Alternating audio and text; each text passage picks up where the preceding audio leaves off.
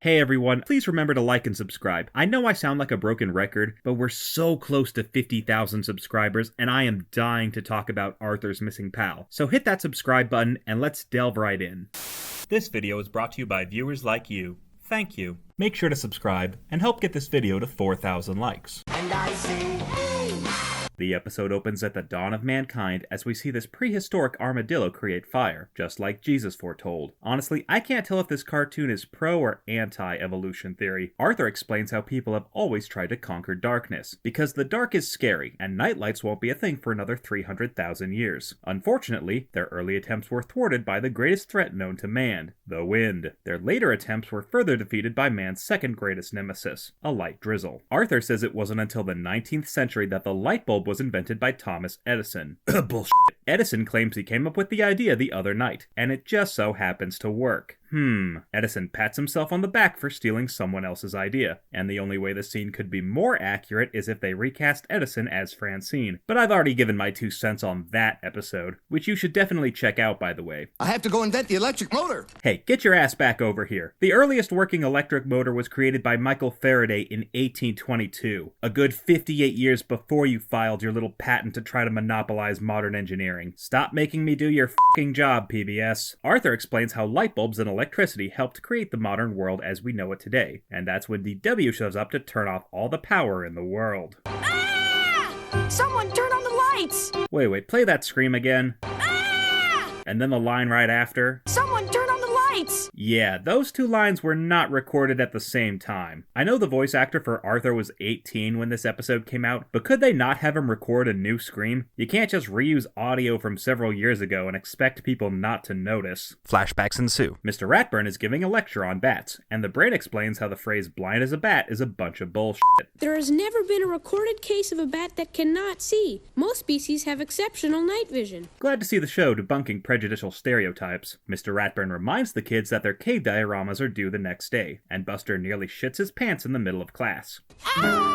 To be fair, that's the same reaction I have anytime I'm editing a video and I suddenly realize it's 4 a.m. Mr. Ratburn reveals the class will be going on a field trip to explore the local caves. The kids are excited, but Muffy thinks caves are vomitrocious. Cram it up your bat cave, Muffy. Arthur admits he thinks caves are kinda creepy, and Francine teases him for being afraid of flying rodents, which are apparently one of the inferior mammals in the Arthur universe. Francine gets everyone in class to laugh at Arthur, and even Mr. Ratburn is used to this crap at this point. He tells the kids to settle down and then gives them extra homework for being assholes. That night, Arthur tells his parents about the caves, and DW wastes no time in calling her brother a scaredy cat. She ridicules her brother for fearing caves, even though this loudmouth brat has never been inside a cave since the day she crawled out of one. Mr. Reed tells his delinquent daughter to knock it off. David reveals how he used to be afraid of his grandparents' cellar, and we see the first time he ever laid eyes on Mr. Ratburn. He got over his fears by learning how to whistle and haul ass at the same time. David says he now has nothing to fear, ever since his wife gave birth to fear itself. Arthur leaves the table, but not before DW gets in one final insult. Aren't you scared to walk up those spooky stairs all alone, Arthur? No, but you should be afraid of getting pushed down them. Arthur tries to make his diorama when DW starts moaning on the other side of his door. DW runs into his room and pretends to be a bat before Arthur promptly kicks her ass to the curb. This doesn't deter DW from making fun of her brother's insecurities, because she clearly has nothing better to do with her time. Admit it, Arthur! You're a scaredy cat! Unfortunately, things don't get much better the next day, as Francine greets Arthur with an extra dose of patronizing bitch talk. Did little Arthur have some scary nightmares last night? Damn, girl, he literally just sat down. Give him a minute before you tear into his ass like that. Mr. Ratburn grades everyone's dioramas and scolds Muffy and Binky for their less than authentic replicas. But I don't think there are usually chickens in caves. Clearly this man has never heard of Chicken of the Cave. Was that a bat? Chicken of the cave.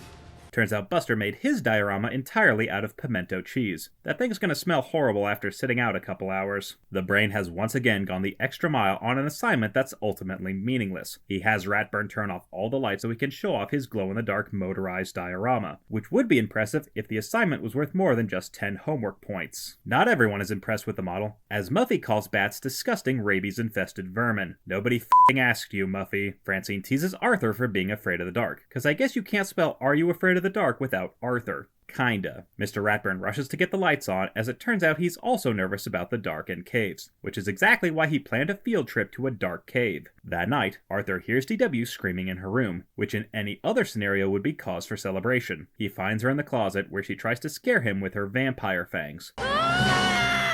Arthur tells her to knock it off, but DW says she won't stop until she scares her brother out of his underwear, which is a totally normal thing for siblings to say to each other on a kid's show. Francine and DW's taunts start to get to the poor boy, as he has a nightmare where he gets chased by the bat-winged bitches in their true form. We're gonna get you! The two threaten to suck his blood, even though they already suck plenty. Arthur tries to escape when the cave swallows him whole. Dun dun dun. Surprise, surprise, it turns out the whole thing was just a dream. It's the day of the field trip, and the class splits up into two groups to explore the caves. Arthur is put in a group with Buster, the Brain, Muffy, Binky, and Mr. Ratburn, while all the other nameless in the class are left to fend for themselves. They head to the cave entrance when Francine sneaks into Arthur's group just so she can ridicule him throughout the whole trip. Arthur manages to keep his cool inside the cave, while Muffy flips out over some dripping water. The tour guide leads them into a part of the cave that he calls the Bat Basement, because I guess PBS couldn't legally call it the Bat Cave without getting sued into the ground. This place could really drive you batty. Shut the f*** up, Buster. Muffy jolts at the sight of all the bats, but Francine and Mr. Ratburn take it to a whole other extreme.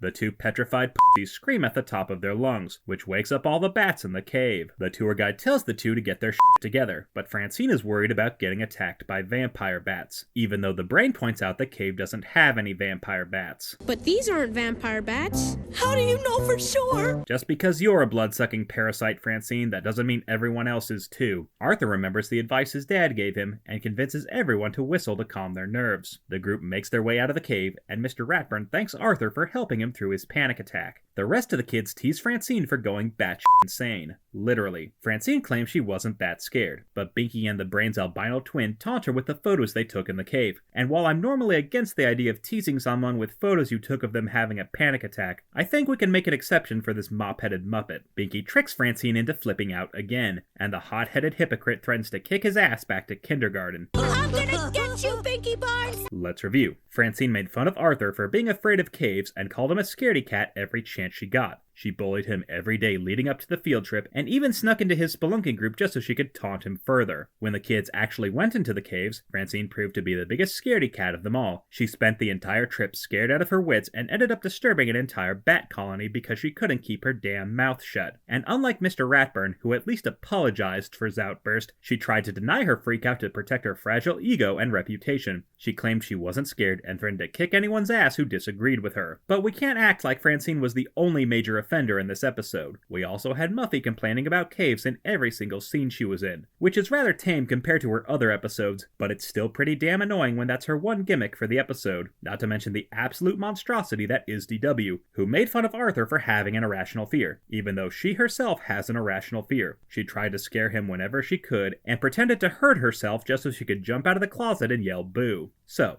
F you Muffy for acting like caves are beneath you, even if they are literally beneath you. F you DW for making fun of your brother and trying to scare him with your lame-ass pranks. And of course, for teasing Arthur and then turning out to be a massive wuss, F you Francine.